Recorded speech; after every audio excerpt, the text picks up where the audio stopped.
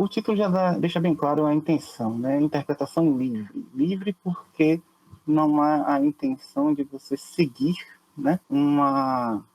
Um livro, um autor específico, nada do tipo. É o que se apresenta para Raio. Como apresentou os arcanos para mim, é a forma como eu estou mostrando, trazendo eles aqui, apresentando, mostrando para vocês. Deixa eu só abrir mais um item aqui. Eu resolvi fazer essa pesquisa, como já adiantei para vocês, para falar sobre algumas cartas de tarô. Minha intenção inicialmente, né, era falar de duas cartas hoje, iniciar pelo Louco e pelo o Mago. Mas quando eu fiz essa apresentação, eu vi que ficou muito extensa. Não tinha condições de eu apresentar o Louco, né, e o Mago ao mesmo tempo. Então eu resolvi fazer uma separação para cada arcano e vou iniciar apenas com o Louco. Entrou na sala aqui. Deixa eu voltar para a apresentação. Bom, como eu iniciei para vocês, né, falando antes de começar a gravar, a intenção é estimular a prática e identificar e interpretar símbolos baseados em conhecimentos próprios, né? Os símbolos no caso, símbolos que são apresentados no tarô, sem pretensão de transformar ninguém em um oráculo. E vim aqui compartilhar o que pude aprender nesse período de estudo, né? Faço um alerta a todos aqui presentes que o que me chamou a atenção não será a mesma coisa que vai chamar sua atenção. Não vai coincidir, nem mesmo a interpretação do símbolo irá coincidir. Os arcanos revelam verdades e essa verdade que vai ser revelada para mim não é a mesma que vai ser revelada para você. Ela vai ter diferença. Eu não vou falar aqui agora de história de tarô, nem sobre autores dos baralhos. Isso nós já fizemos anteriormente na apresentação de Leonardo. Vou tratar apenas daquele que me chamou a atenção. Eu vou conversar com visões de 4 baralhos diferentes: o de Marcélia, o de Wharton White, o de, acho que a pronúncia é Pap, e o Carbone. Todas as imagens que eu vou apresentar aqui foram retiradas do site clubedotarô.com.br. Como o baralho do tarô é pessoal e ele transmite através desses símbolos, né, os conceitos no entendimento de quem desenhou as cartas, eu recomendo, para ter um entendimento melhor do arcano, seja analisado diferentes baralhos, razão pela qual eu trouxe 4 para falar com vocês e vou seguir, né, fazendo a análise desses 4. O Louco, eu não vou entrar muito nesse questionamento do Louco ser a primeira carta ou ser a última, ou até mesmo dele fazer parte dos arcanos ou não, como algumas pessoas o consideram. Tem pessoas que analisam o baralho do tarô achando que ele é um caminhar do Louco para o mundo. Tem outras pessoas que acham que ele é um caminhar do mundo para o Louco. E tem algumas que nem mesmo considero como uma jornada, apenas como um ensinamento. A primeira carta, né, de vocês, o Louco, Marcélia. Eu deixei aqui à direita, vocês podem ver, uma definição do que seria a palavra louco, né? Seria aquele que perdeu a razão, um alienado, um desprovido de sensatez, um temerário, aquele cujo caminho, aquele cujo comportamento ou raciocínio denota alterações. Isso é importante. E o primeiro símbolo nesta carta que me chama a atenção é o caminhar. Vocês podem perceber que o sujeito da carta ele está caminhando. E isso pode ser interpretado como alguém vagando, sem rumo, sem foco, sem destino, perdido na imensidão da vida, dos seus pensamentos. Ou pode se representar o início de uma jornada em busca de algo. Para conseguirmos chegar a algum lugar, é sempre necessário iniciar, dar o primeiro passo. E pode-se interpretar que ele está saindo de um lugar e dirigindo-se a outro lugar. Outra coisa que me chama a atenção é que ele não está sendo visto de frente. Tá? Ele deu as costas a quem está visualizando a carta, né? Isso pode também ser interpretado que ele abandonou, né? Ele deixou para trás alguma coisa e está se dirigindo a outro lugar. Como também pode ser um indicativo para quem está olhando a carta de que deve iniciar essa jornada abandonando algumas coisas. Esse sujeito, vocês podem perceber que ele possui 3 apoios, as 2 pernas e um terceiro. Esse terceiro apoio, para mim, pode se representar como ele não consegue ainda andar por si só, como se não estivesse pronto para essa caminhada por si só. ele não é senhor dos seus próprios passos. Falta-lhe a firmeza, ele precisa de apoio em algo. E esse algo pode ser uma crença, pode ser uma outra pessoa, pode ser uma ideia, uma ideologia, mas ele precisa estar apoiado em algo. Também pode apontar que ele é um ser fragilizado fisicamente, né? Tem todas as suas forças, mas ainda assim está caminhando. Achei que alguém tinha pedido para entrar na sala. Outra coisa que me chama a atenção é que ele carrega pouca bagagem, o que indica não ter o que levar consigo, poucas posses, né? Talvez uma símbolo de pobreza, mas não seria pobreza no sentido pejorativo da palavra, mas num sentido benéfico, bom da palavra. Ele não necessita de muita coisa, ele deixa o que é supérfluo para trás e carrega consigo o essencial. Não tem como você partir, por exemplo, para uma jornada, uma viagem e levar consigo uma mansão entulhada de coisas. Quer dizer, até tem, mas vai dar um trabalho imenso. Para quem possui muitas coisas, né, é necessário deixar muitas coisas para trás. Pense no exemplo de vocês estarem saindo para férias. Você não leva a sua casa com você. Você leva aquilo que é importante levar. Você e sua família. E algumas peças de roupa e algumas outras coisas que você possa achar que precisa no caminho para dar condições de você e sua família retornarem. Tá? Aproveitar o que tem que aproveitar e retornarem. Você não leva tudo. As roupas desse ser, do louco do baralho de Marcélia, em roupas de bufão, que era aquele membro da corte que servia ao rei para fazer o rir. E por essa característica de fazer o rei rir, ele podia criticar o rei. Através do humor, ele lembrava o rei a condição de humano. Ele podia dizer as verdades que ninguém podia dizer, e essas verdades eram suavizadas pelo humor. Nós já vimos essa questão do humor também em outras apresentações, em especial aquelas apresentações sobre as virtudes, né? Dessa forma, com esse humor, né, ele tentava manter um equilíbrio e serenidade nas próprias ações do rei. Porque uma vez que você diz a verdade, mesmo que tenha nesse conceito de brincadeira, de piada, aquilo a pessoa escuta e vai levar consigo, e uma hora vai acabar refletindo, nem que seja a nível subconsciente, mas vai chegar a informação. Também já pode interpretar que aquele que diz a verdade é visto como louco, né? E para poder dizer a verdade é necessário colocar uma roupagem de humor, fazer até de bobo às vezes para poder dizer. O cachorro que está na carta também, nem sempre, o cachorro não era visto há muito tempo atrás como o melhor amigo do homem, não. Isso é uma coisa até recente. O cachorro era visto como um ser que habitava de sarjeta, que habitava no lixo, era algo do pior. Ele devorava os mortos. Os cachorros se alimentavam de restos humanos. Quem conhece o Ganges, na Índia, sabe que existe a tradição de que você enterre, né, você coloque os mortos no rio.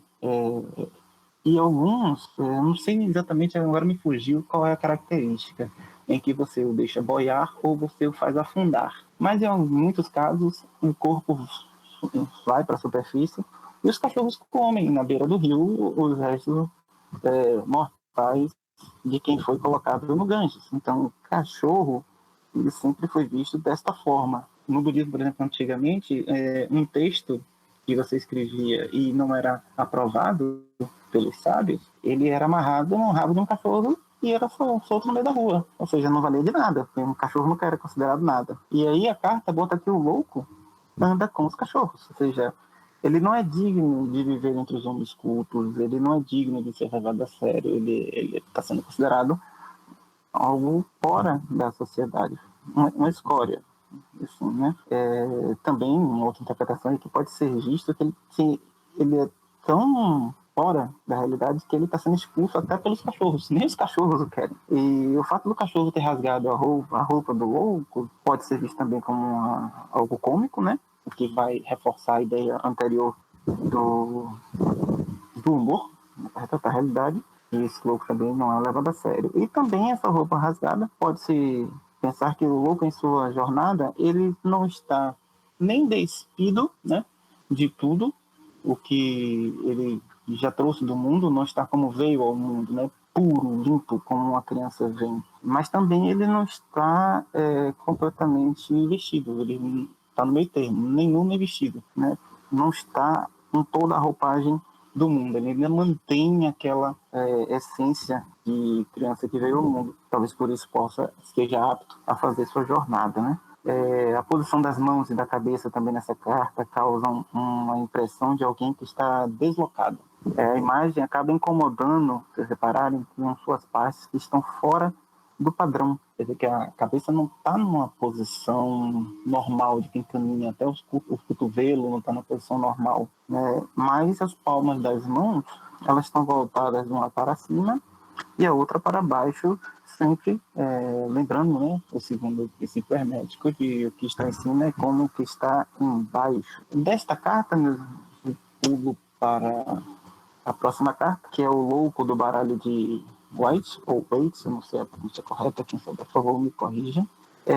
Perceba que também este louco está em um caminhar, ou seja, ele está em uma jornada, mas diferente do louco do baralho de Marcélia, ele está caminhando indiferente ao caminho. Ele está tão deslocado do mundo real que ele aparenta estar livre, né, de preocupações. Não está em uma vida que não precisa se preocupar, né? Não vejo dessa forma, mas sim por estar alheio ao mundo ao seu redor. É longe da realidade, né? Ele está, tem uma razão até de ter marcado ali na definição lá direito como desprovido de sensatez, né? Ele está tão distante da realidade que está caminhando para cair no abismo. Provavelmente uma queda, né, que seja mortal, visto que ele está em um ambiente que parece ser um ambiente montanhoso, então dá a impressão de ser uma queda alta. Perceba também que ele está de costas para o sol, tá? E isso, sempre o sol, ele representa a luz, né, como sabedoria, como verdade. E eu vejo que como se você der as costas à sabedoria, à verdade, ou ao próprio Criador, como geralmente o Sol, ele é colocado como símbolo de Deus, né, do grande arquiteto do universo, enfim, de outros deuses. Então, se você der as costas para isso, você fatalmente irá cair nesse precipício. E até o cachorro, né, que o acompanha, parece estar tentando alertá-lo da iminente queda. Parece ele está na posição de um cachorro latindo, querendo chamar a atenção da pessoa ao ela querendo entrar.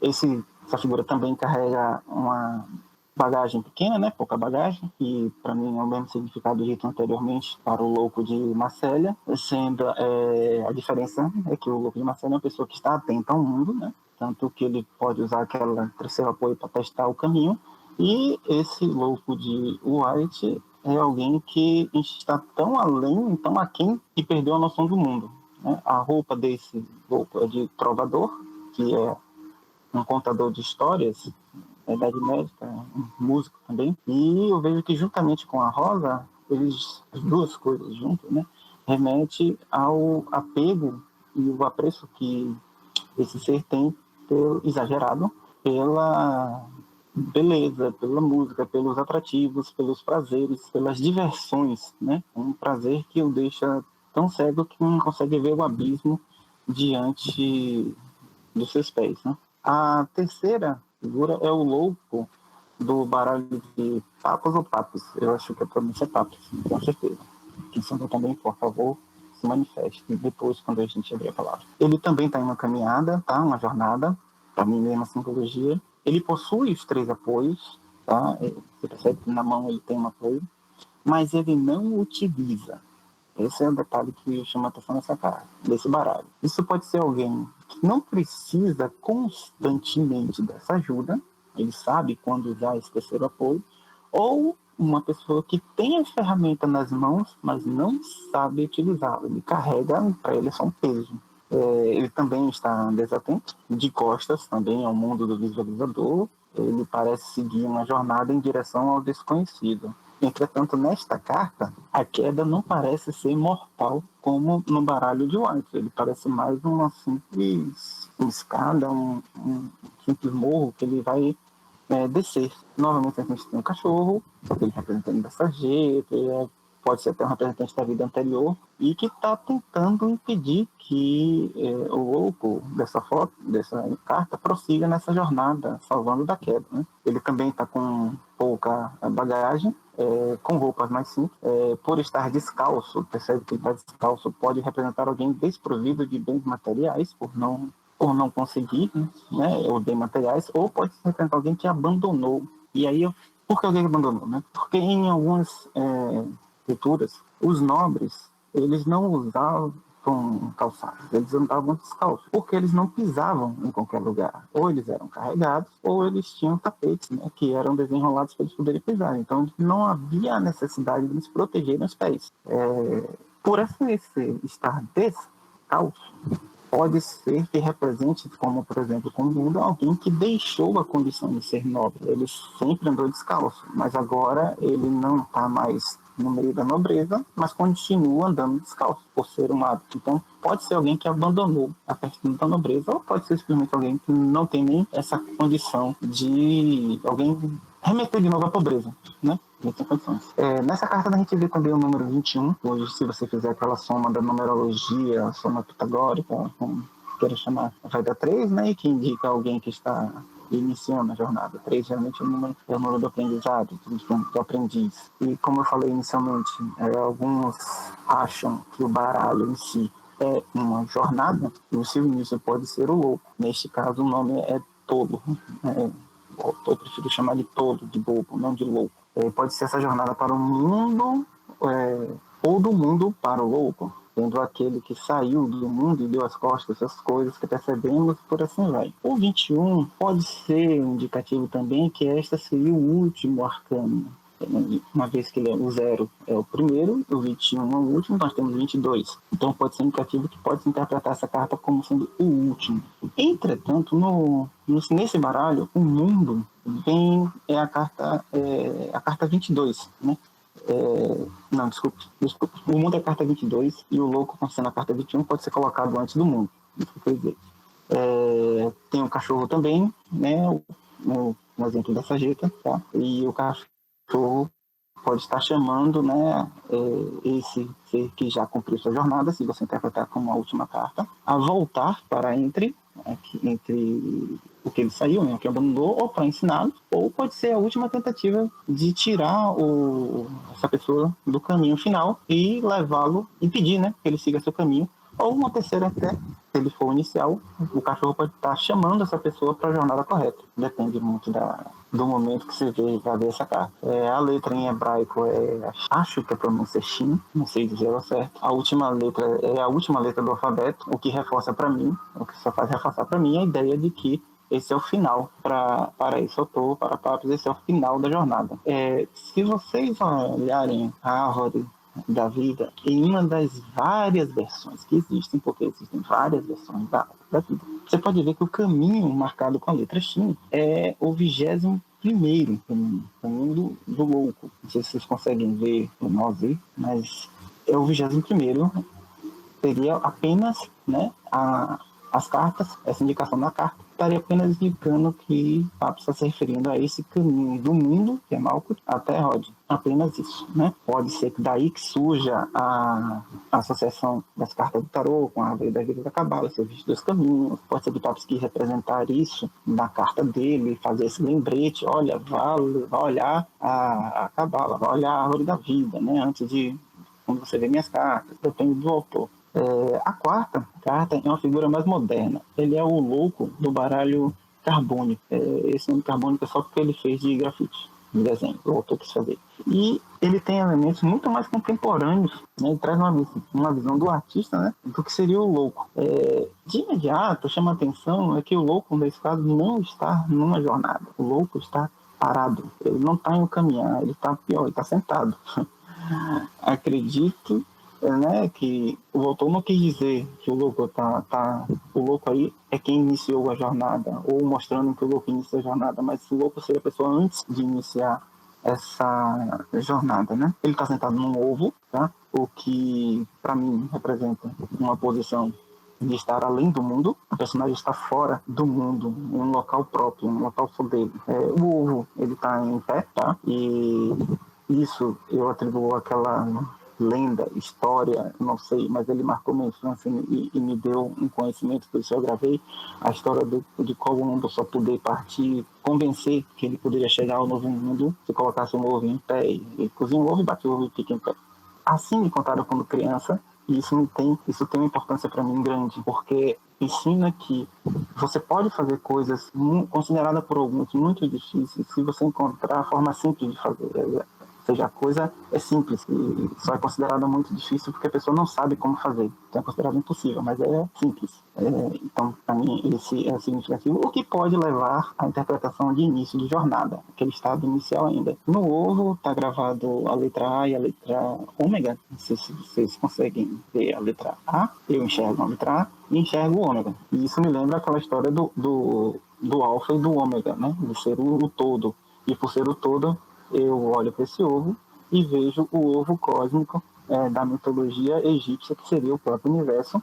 E aí é incontestável que o louco está completamente fora da existência, está fora da realidade. Ele está preso nas suas ilusões, que é um desejo fortemente por prazeres, por jogos, por vícios, né? No caso, fumante, músicas, bebidas, e tudo isso fez ficar fora da realidade. Os olhos deste louco, eles estão fechados, como se estivesse sonhando, né? Imaginando, desejando jogos, o taco de bilhar, vícios de cigarro, de fumos, tanto que o taco, a ponta é um isqueiro. Ele está na posição de estar tocando um violino, o que faz mostrar esse desejo pela música, por festas, etc. E o cacho de uva, né? Na lateral, vinho, bebidas. O rosto dele está totalmente voltado para esses desejos, para essas ilusões, virando assim o teu rosto para a estrela que está atrás dele. Essa estrela, geralmente representada assim, eu vejo como a Sirius, que marcava cheias de Nilo, e por isso trazia, o seu surgir era um marco de que as coisas iam agora ter boas, né? Porque ia ter a cheia, ia ter comida. E também Vênus, a própria estrela da manhã. Ou seja, todos os dois seriam mensageiros da boa nova, né? Aqueles que trariam luz, no caso, né? Sirius, a enchente, e Vênus, porque o dia está começando. Ele deu as costas para isso, deu as costas para a mensagem divina e se voltou para um mundo profano, né? Um mundo das ilusões e das diversões. No seu chapéu, né, está a suástica nazista, como se fosse um catavento, né, um chapéu de bobo, né? A suástica, para quem não sabe, ela é um símbolo budista que representa a harmonia. Em uma posição, ela representa a harmonia espiritual, em uma outra posição, ela representa a harmonia material. A suástica nazista é a harmonia material colocada em movimento quando ela está com essa inclinação, o que para mim representa uma desarmonia do mundo material. E por ser um catavento na cabeça dele, indica que essa ideia é vazia, ou seja, cabeça de vento, e que um chapéu de bobo só pode ser uma ideia de bobo, o que para mim é apenas uma opinião do autor sobre este assunto. O ovo está sendo seguro por uma serpente em forma de bola, né? Que pode ser também despertada da Kundalini, aquela energia que passa pelos chakras e nos leva à iluminação, mas que não vai atingir o bobo. A serpente para ali. O bobo nunca vai ser atingido, por isso o bobo, louco, nunca vai alcançar essa iluminação. Também pode ser a serpente Jormungand, da mitologia nórdica, a serpente que envolve o mundo. Também pode se lembrar da serpente do Éden, que permitiu ou induziu o conhecimento do bem e do mal para a humanidade. As roupas de terror, né, que também lembram as festividades de carnaval, e com isso os prazeres da carne, e que leva também a questão do ser não ser levado a sério. Né, um brincalhão. No cinto dele tem um símbolo alquímico do ar, que para mim só está aí para dizer que ele está além, acima, né? Porque o ar está pairando acima do mundo, não tem um significado no contexto ainda dessa carta. E, novamente, as mãos estão na mesma posição de a palma voltada para cima e para baixo, no princípio hermético de o que está acima como que está embaixo. Também fala isso. E as pontas dos sapatos também. Meus irmãos, eu, como disse inicialmente, não é para jogar cartas tarô, nem para ensinar ninguém a fazer esse tipo de adivinhação, não é para fazermos ninguém ser oráculo. É apenas uma interpretação dos símbolos apresentados na visão de Hamilton que não vai coincidir com a visão de ninguém. Então, o que eu peço para vocês agora, eu vou abrir, chamar um por um, vou abrir a palavra e vou querer que fazemos uma discussão sobre esses símbolos apresentados. Eu queria que alguém pudesse me dizer, olha, eu entendo assim, eu entendo assado, eu discordo, eu vejo muito além disso, eu vejo isso, e eu vejo outras informações que são passadas.